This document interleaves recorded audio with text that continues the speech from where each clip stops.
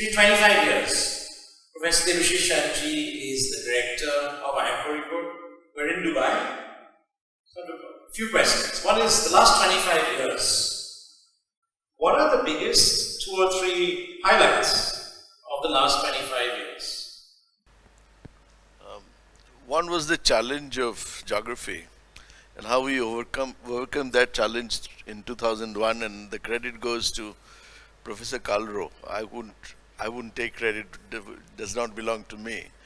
He was the first one who seeded the idea of digitization of executive education programs. And it wasn't growing beyond a point through subsequent director. So what I said, the point of digitization is not to confine a class to 20 people. The whole point is lost. So we went digital in a big way. You know, we are running the most successful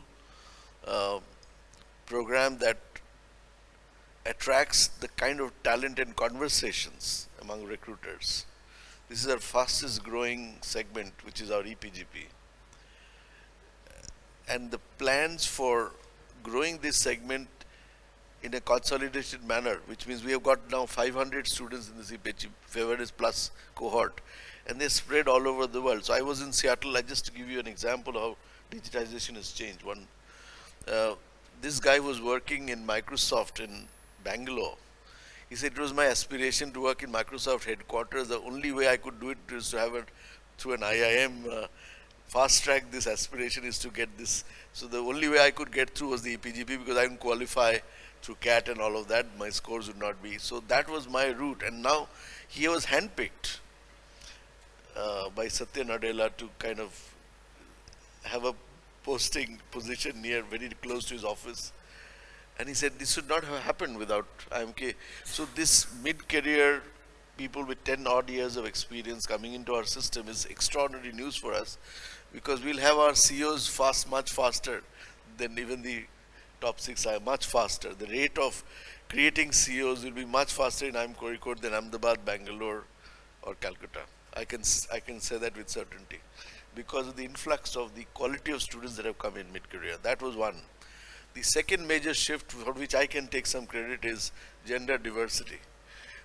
2012, 53.7% women. I got a lot of flag from my own IIM colleagues, directors of Ahmedabad, Bangalore. तुमने खत्म कर दिया, meritocracy खत्म हो गया, ये पागलपन है. But then we realized that every other IIM copied that model. Today the Indian average for women in the MBA flagship program is 30% and more. Because of that one step we took. I think it is a humongous shift in the entire demographics of the IIM system. That was 2.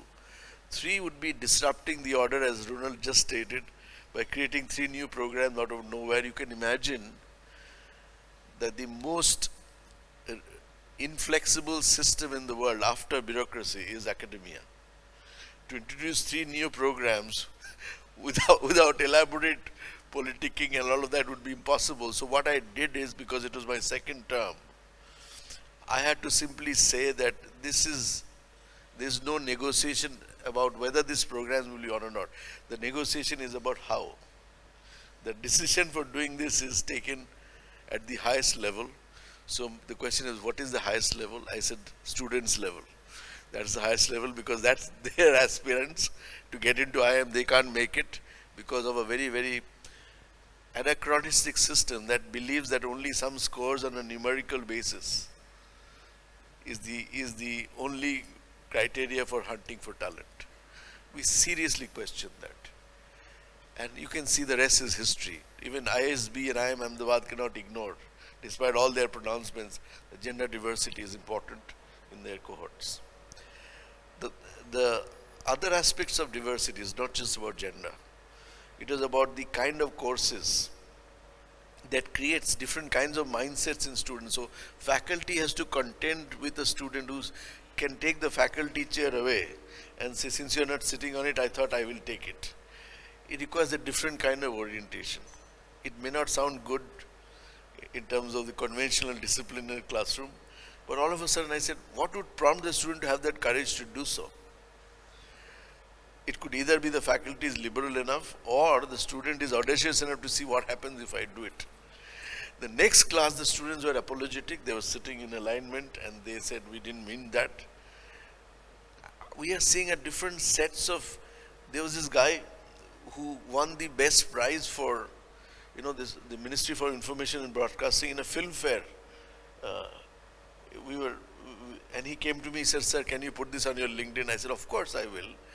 He said, will that go well? I said, I don't care if it goes well or not. You have carved out a different niche for yourself. By all means, do so. And so the question is, we are seeing a multiple exit points from IIM Kozhikode, which did not exist as a result of diversification. So 3 Ds, digitization in 2001, and then diversification with gender diversity in 2012, and disruption that I did with 3 new programs, and the 4th was PhD practice track. And this is also yielding the kind of dividends we never imagined. Luckily, all these programs succeeded because the demand was so high. And so the board was, and the voice of resistance came down in that proportion. But it's not over yet. When I leave this place, I do not know if some of these will be shut down. It will be at a great cost if it does. Our best hope is a stream of aspirants wanting to do these courses. So you have to give it some bit of a given your clout here, and I saw what you can do, what kind of impact you can make. You must talk about the character of the school that defines talent in multiple ways, that defies convention, that is understated in its achievements. It will cut ice in every segment that you go to. And I am absolutely certain that through you, this part of the world, which is glowing like unbelievable growth, you can make this happen. So these are the 3 major, I think I would define it as 3 Ds that we've done. Well, that's very exciting. So that was the real big one. There's a lot to celebrate. So looking forward, the next 25 years, any ideas on what opportunities lie for us as IIM Kozhikode? Yeah. I remember in 2014 we produced I had hired somebody from Oxford with a PhD from Oxford.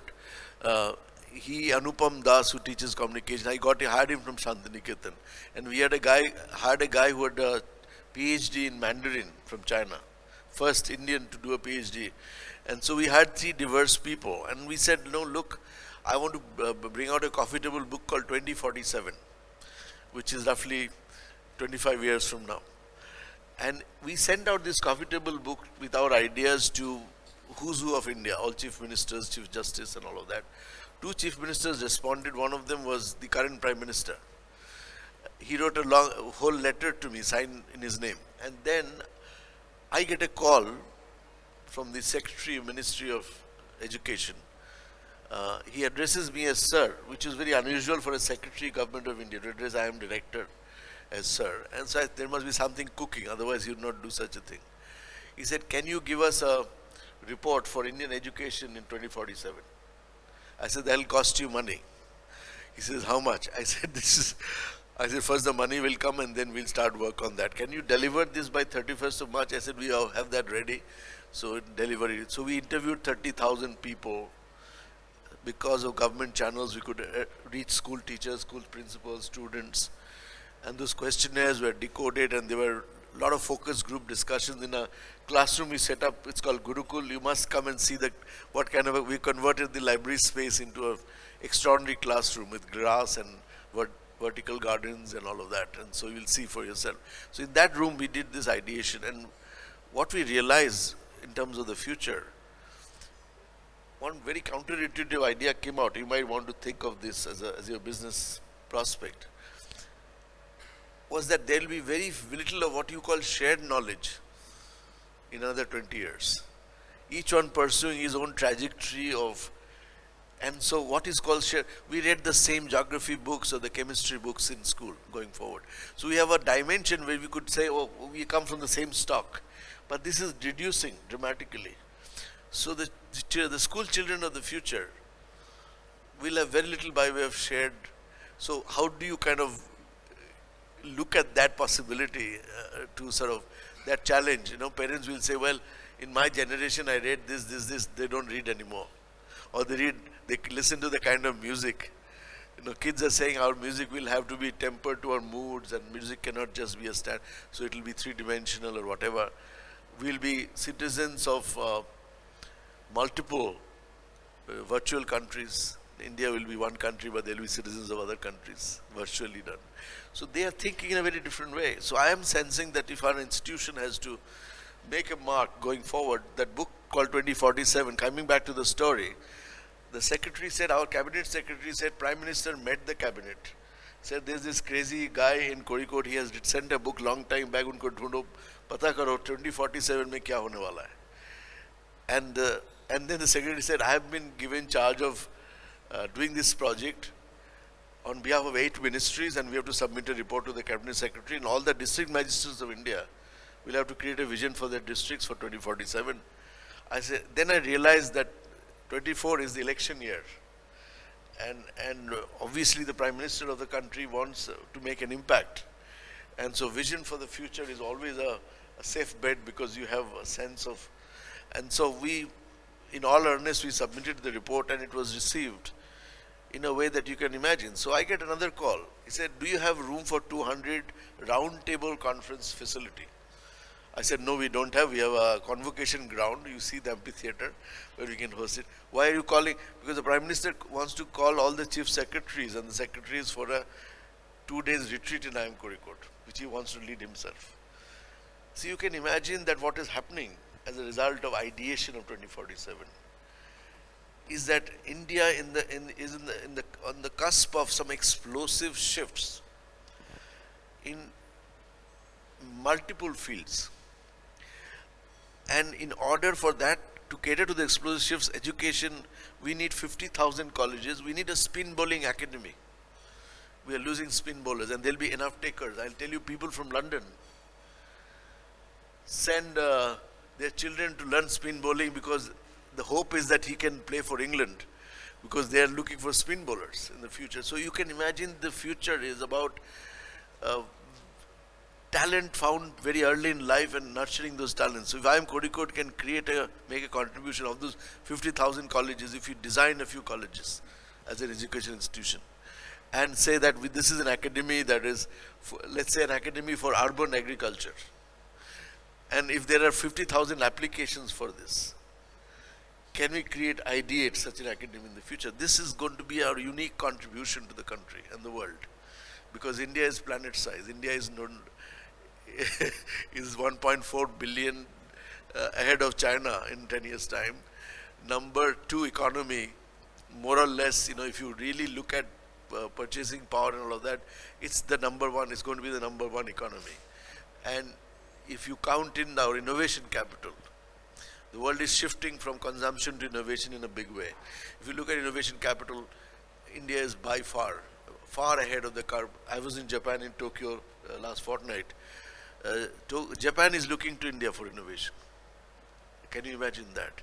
I spent 1 hour with the entire Suzuki top team, and they said, the kind of innovation we see in India in every sphere, and I could see this in the room itself, is explosive. I mean, there's no country in the world that has this kind of formidable potential. I think IIM Kozhikode, if it is remembered in 2047, if it is relevant, it will be remembered as the most innovative B school that the world has, and no less than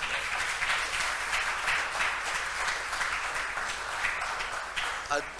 I think beyond me, the subsequent directors will decide whether this is the right trajectory, but I have stated out my dreams. Go ahead. Just stay on the theme of the future and innovation.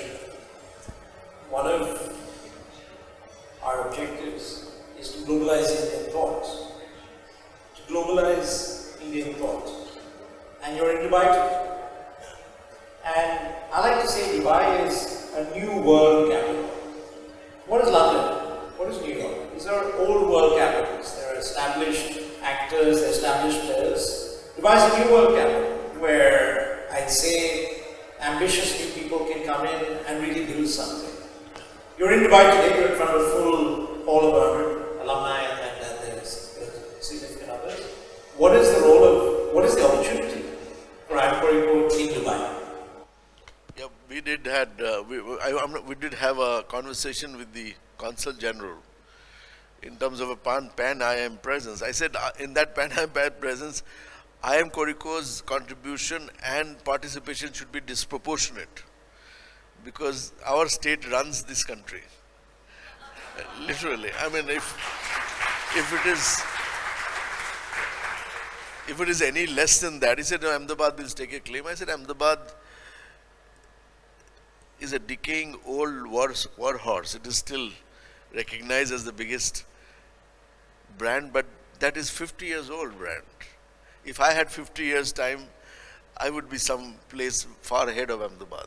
I'm not worried about what Ahmedabad or Calcutta aspires for do. That's their thing.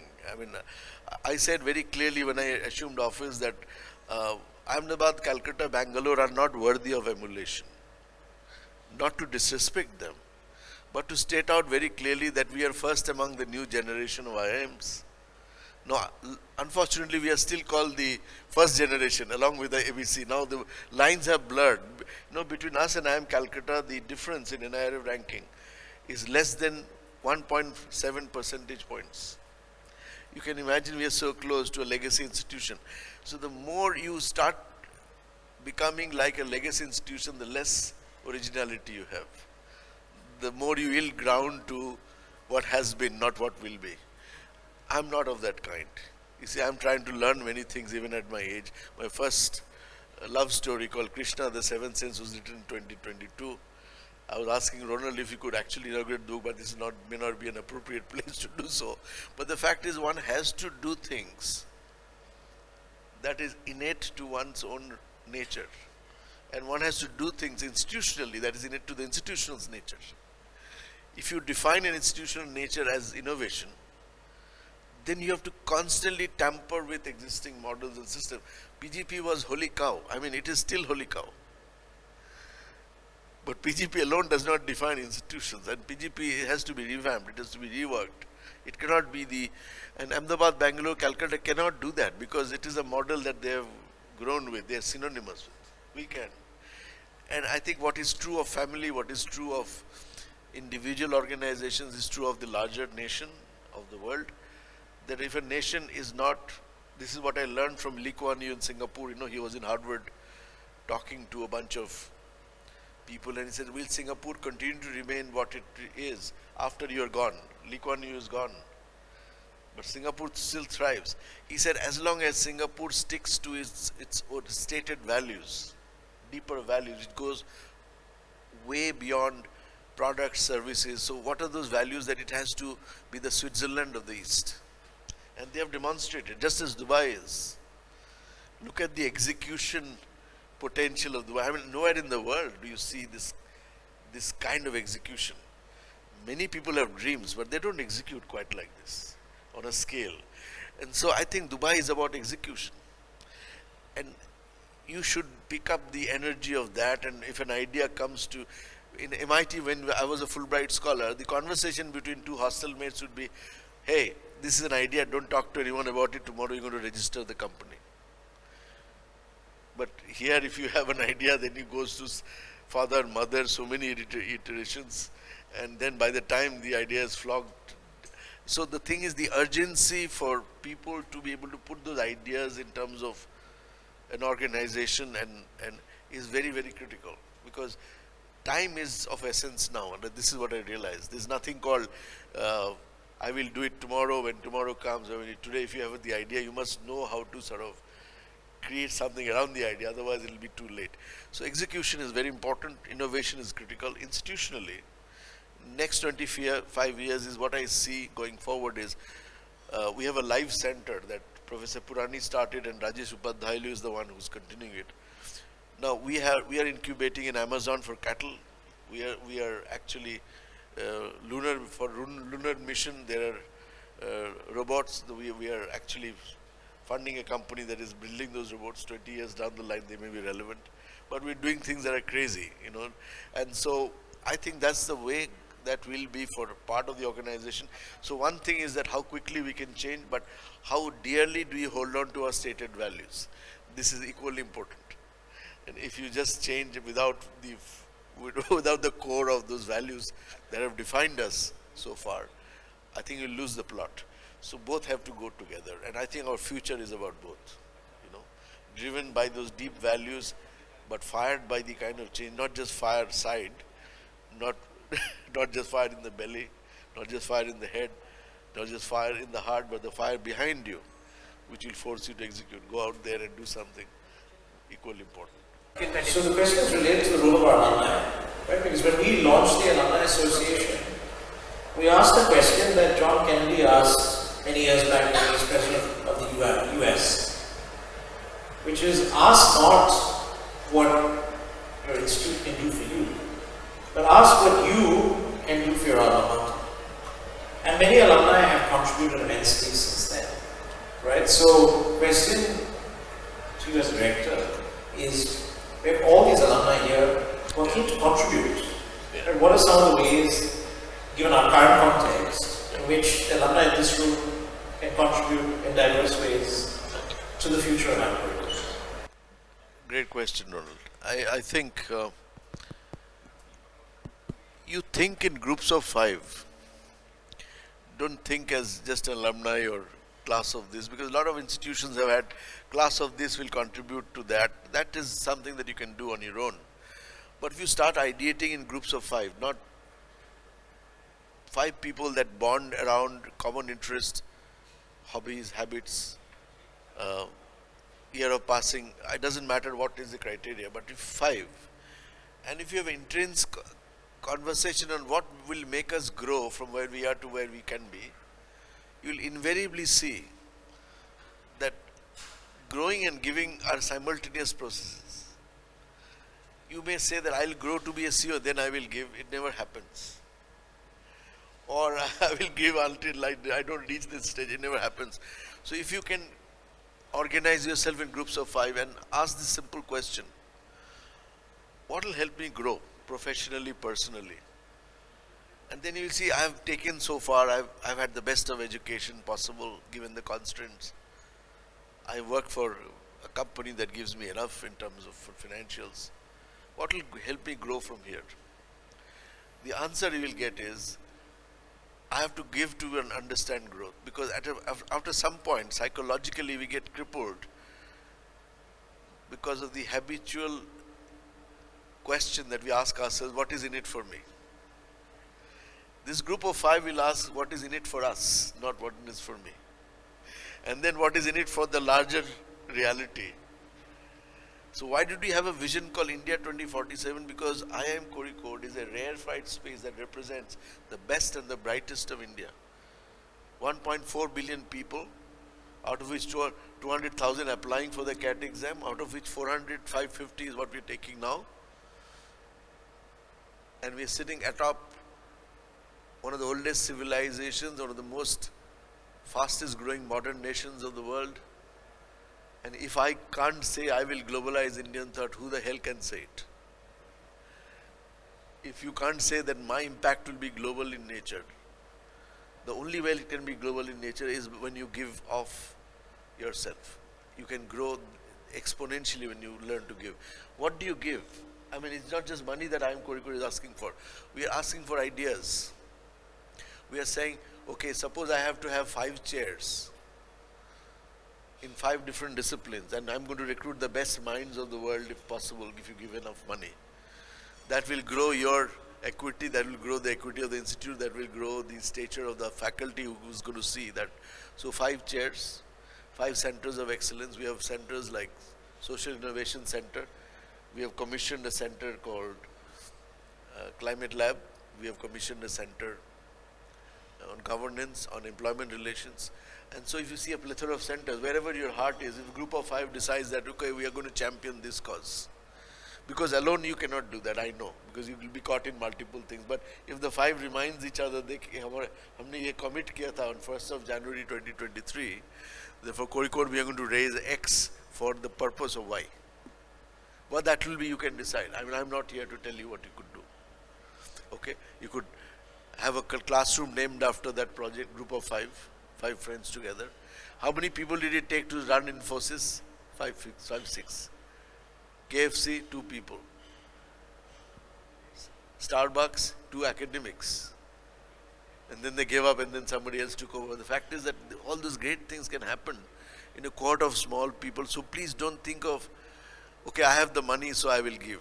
That is going to work, but only to a point. But if 5 people ideate and the idea is sustainable in the long run, I think that would help a lot. So on this, if you make a resolution, these are the 5 people I want to work with beyond my professional thing to figure out what I can do, not just for Kozhikode, for the world, through Kozhikode and India, for the world. So our vision, globalizing Indian thought, is not a pipe dream.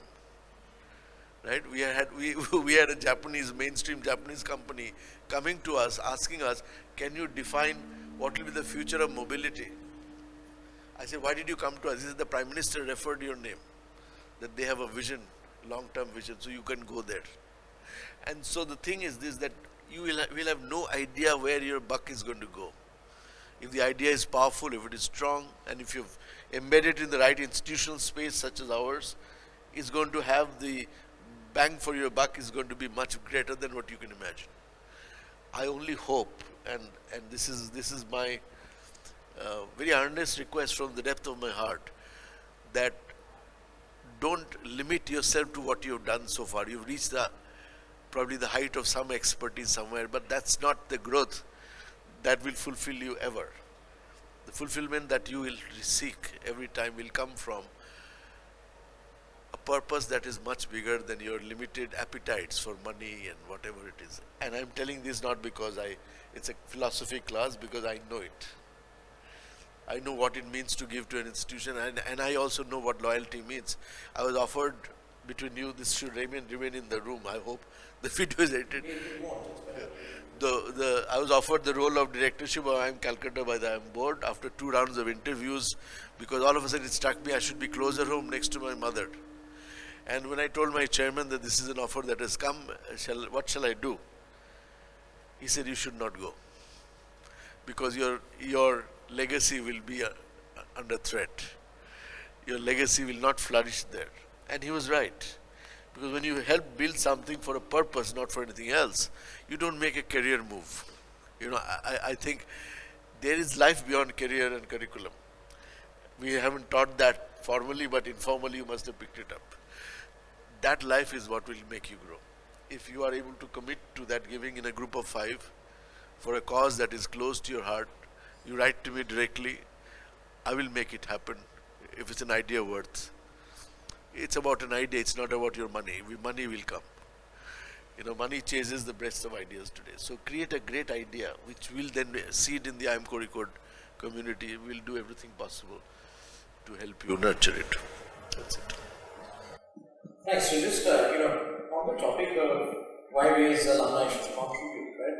The question, it's a very brutally honest question, which is, what's in it for me? And that's a question that anybody should ask. Let me answer that, because I've contributed some time to the alumni cause over the last few years, right? And if I look back, the surprising thing is that I've actually got more than I've given. What have I got? I've really got immense personal growth, but incredible relationships, and such fulfillment and impact, right? Because when you commit to a project, campus, whether it's our city chapter leaders, Namit, Sharad, Raghu, organizing what is a spectacular alumni meets. It's immense personal growth, because it's a challenging objective, right? And so many of our alumni have done these projects. The first venture capital fund, launched by an alumni institution. So many different projects, right? So the personal growth is immense. The second is the relationships. When you're working on a project together with a bunch of other alumni, the friendships, the relationships, the mentorship that you get, it's very different from a workplace or anything else. It's relationships. The third is the impact. The impact on a community, it's enormous, right? So the impact is things. So that's why if you ask yourself what's in it for me, at least my answer always is that is immense personal growth, the relationships that we build, and the impact that we have. So that is it from us. We're going to open it up for some Q&A. We're going to keep it very short, because again we want everybody to get the chance to meet each other after 3 years, and then we have a dance floor that Sharad and Raghu have put together for us. Any questions? Well, let not protocol come in the way of alcohol. So if you are invested in it, by all means, but just hold on for a while. Yeah, go ahead, please. Any questions? So the question to Dr. Chatterjee is, obviously IMK has made huge strides in 25 years, within the country. Maybe your thoughts on what we see, say, based in Dubai or in other global centers, is the IIM brand. While we go through obviously a lot of rigor, I think all of us can say for sure that the rigor in the Indian process is just something else. Your thoughts on how we are doing as a brand vis-a-vis some of the the more well-known B schools in the US or Europe. Somehow it feels that while the rigor is there, and while you have legacy brands like Ahmedabad and Bangalore, the brands are still not in the same space as, say, some of the more renowned US and European B schools. Your thoughts on why that's the case, and where are we headed? Are we headed in the right direction with respect to that brand becoming truly global, while the rigor is obviously there? We've started the process of what you might call internationalization of the IIMs. At least the top 6, I can speak about the top 6 IIMs. Internationalization means that in the PGP program, we'll have, for instance, we have announced 50 supernumerary seats for global, for people from countries other than India. So it's not about counting passports, it is about counting the diversity quotient of. I have signed up with the Ministry of External Affairs for a mid-career program for diplomats and bureaucrats. So we have about people from 40 countries that have come to our campus over the last year or so. I just finished a program and there were people from 23 countries in my campus. So you can see what has begun to happen now is that as we are benchmarking with our global partners, we are in the top 150 odd institutions now, QS ranking. We are double accredited already, we are on the cusp of getting into the ground, which means we'll be among the top 100 in the world. So that process will only accelerate. The unfortunate part is the pan-IIM brand does not stick as a whole. Unlike the IITs that converge very quickly, IIMs are very divergent. Imagine 20 IIMs coming together in terms of collective research output and resources, and it will be bigger than any brand in the world any day. We are already there. Our potential is not actualized primarily because of the admissions policy that did not allow us to take international students. We have affirmative action unlike any of the schools we are talking about. Okay, we do not have access to corpus from the private enterprises. Of the kind that Harvard, Yale University started their donation to the Chennai carpet maker. You have no idea. This is how India is there in every space. We are looking at Harvard with 42 billion corpus.